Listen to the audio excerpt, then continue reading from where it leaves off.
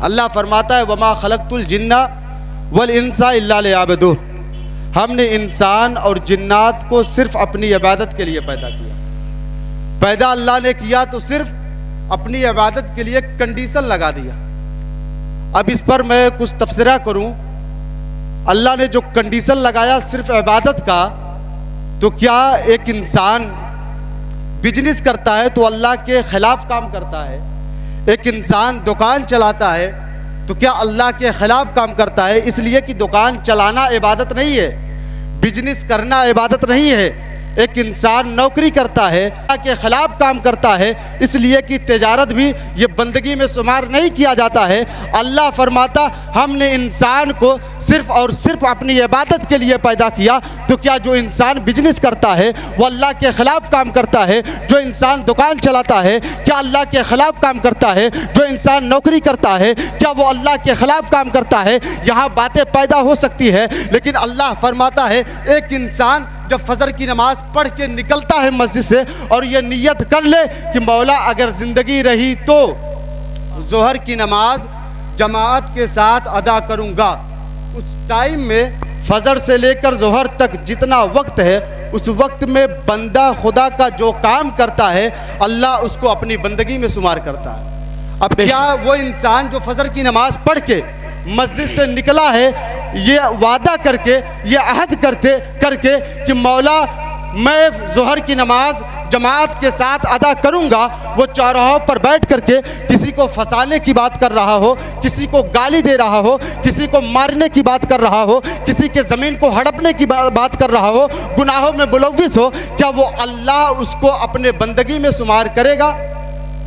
کیونکہ پہلے میں نے کہا جو کام کرے گا اللہ اس کو اپنی بندگی میں شمار کرے گا. ایک انسان چغل خوری کر رہا ہے کیا اللہ اس کو بندگی میں شمار کرے گا؟ ایک انسان ڈکیتی کر رہا ہے کیا اللہ اس کو بندگی میں شمار کرے گا؟ ایک انسان کسی کو پھنسانے کی بات کر رہا ہے کیا اللہ اس کو اپنی بندگی میں شمار کرے گا؟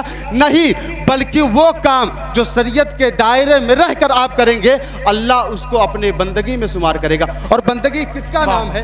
ہم تو دعویٰ کر لیے کہ ہم اللہ کے بندے ہیں، یہ دعویٰ ہے میرا کہ ہم اللہ کے بندے ہیں. تو اللہ کے بندے ہیں تو بندگی کس چیز کا نام ہے؟ بندگی کہتے کس کو ہیں؟ بندگی کیا چیز ہے؟ آپ عالم دین سے پوچھے کہ بندگی کس کا نام ہے تو آپ کو مولانا کہیں گے نماز پڑھو اس کا نام بندگی ہے. آپ مولانا سرفراز صاحب سے پوچھے تو یہ آپ کو کہیں گے نماز کے ساتھ روزے کو شامل کر لو، اسی کو بندگی کہتے ہیں. آپ قاری انیس صاحب سے پوچھے کہ بندگی کس کو کہتے ہیں، یہ کہیں گے روزے کے ساتھ زکوٰۃ کو شامل کر لو، اسی کو بندگی کہتے ہیں. اب میں کہنا چاہتا ہوں آپ اگر کسی درویش سے پوچھے، کسی اللہ والوں سے پوچھے کہ بندگی کس چیز کا نام ہے، وہ آپ کو کہیں گے صبر اور شکر کا نام بندگی ہے. انہوں نے کہا نماز کا نام بندگی، انہوں نے کہا روزے کا نام بندگی، ایک نے کہا روزے کے ساتھ زکوٰۃ شامل کر لو اس کا نام بندگی. لیکن آپ کسی ولی سے پوچھے، کسی بزرگ سے پوچھے تو آپ کو کہیں گے کہ صبر اور شکر کا نام بندگی ہے. آپ بندگی کرتے رہے اور آپ کے پاس شکر نہ ہو، آپ کے پاس صبر نہ ہو، اللہ آپ کو بیماری دے دے تو آپ ناشکرے بن جائے تو یہ بندگی آپ کے کسی کام کی نہیں ہے. اسی لیے کہا گیا صبر کا نام بندگی اور شکر کا نام بندگی.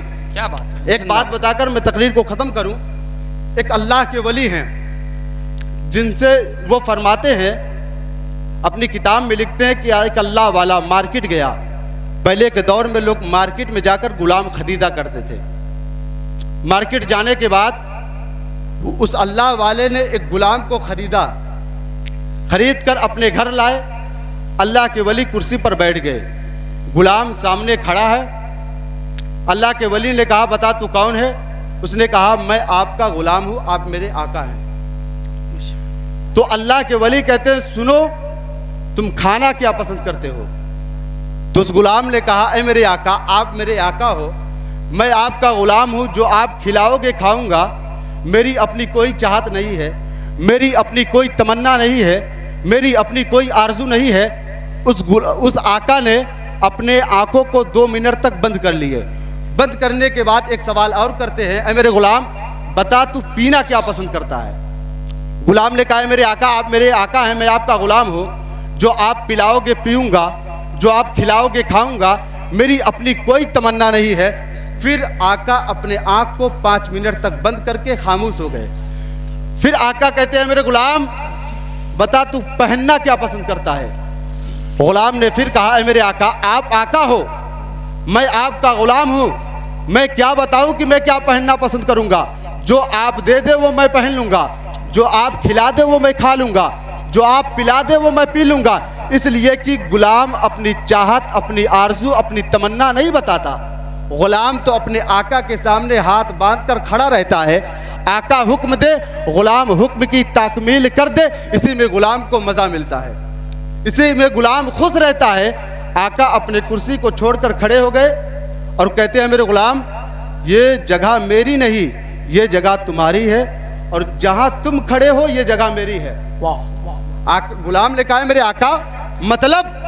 کہا میری عمر 60 سال اور 60 سال کی عمر، اور میں یہی سوچتا رہا کہ بندگی کس چیز کا نام ہے، بندگی کیسے کی جاتی ہے، بندگی کیا ہے، بندگی کس طرح کی جاتی ہے، اور ایک اللہ کا بندہ اللہ کی بارگاہ میں کس طرح بندگی کرے۔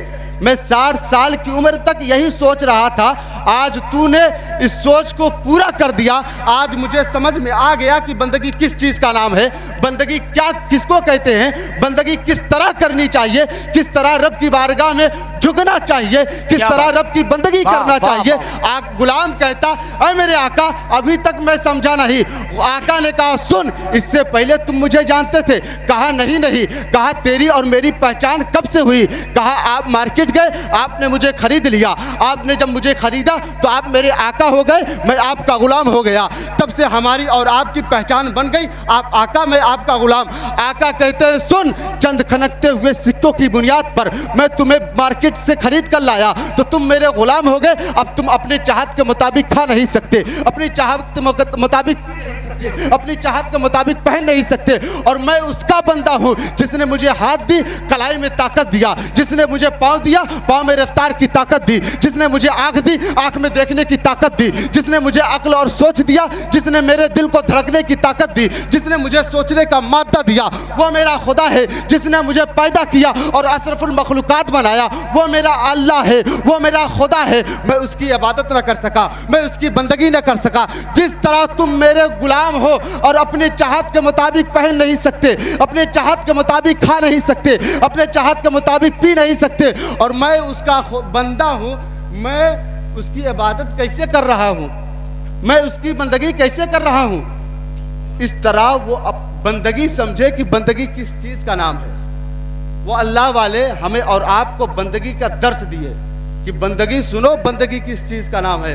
غلام جب اپنے آقا کے چاہت کے مطابق پہنتا ہے، اپنے آقا کے چاہت کے مطابق پیتا ہے، اپنے آقا کے چاہت کے مطابق ہی کھاتا ہے، نہ وہ اپنی تمنا بتایا، نہ اپنی آرزو بتا سکتا ہے، اس لیے کہ آقا جو دیتا ہے غلام اس میں خوش رہتا ہے۔ یہ اللہ والے ہیں اور یہ اللہ کے بندے ہیں، اور ہم بھی اللہ کے بندے ہیں، تبھی اللہ نے ان کو وہ طاقت، وہ پاور عطا فرمائی کہ اگر بغیر پٹرول کی گاڑی پر بھی بیٹھ جائے وکیل ملت تو وہ گاڑی بغیر پٹرول کی بھی چلتی ہوئی نظر آتی ہے۔ وہ اللہ والے اگر اشارہ کر دے کہہ دے کم باذن اللہ تو مردہ زندہ ہو جاتا ہے، خود نہ جائے بلکہ غلام کو کٹورا لے کر کے آنا ساگر کے پاس بھیج دے تو آنا ساگر کٹورے میں سما جاتا ہے۔ یہ طاقت ہے اللہ والوں کی، یہ طاقت ہے اللہ کے بندے کی۔ ہم بھی اللہ کے بندے ہیں تو کس طرح بندے کو رب کی عبادت کرنی چاہیے، بندگی کس چیز کا نام ہے۔ آئیے ہم اور آپ سب توبہ استغفار پڑھتے ہیں اللہ کی بارگاہ میں نے جو خطاب کیا اس میں کسی بھی قسم کی کوئی غلطی لغزش ہو گئی ہو، مولا اس کو اپنے حبیب علیہ تحیۃ و ثنا کے صدقے طفیل معاف فرما۔ آئیے ہم اور آپ سب مل کر توبہ استغفار پڑھتے ہیں۔ استغفر اللہ ربی من کل ذنب واتوب الیہ واقول لا الہ الا اللہ محمد رسول اللہ۔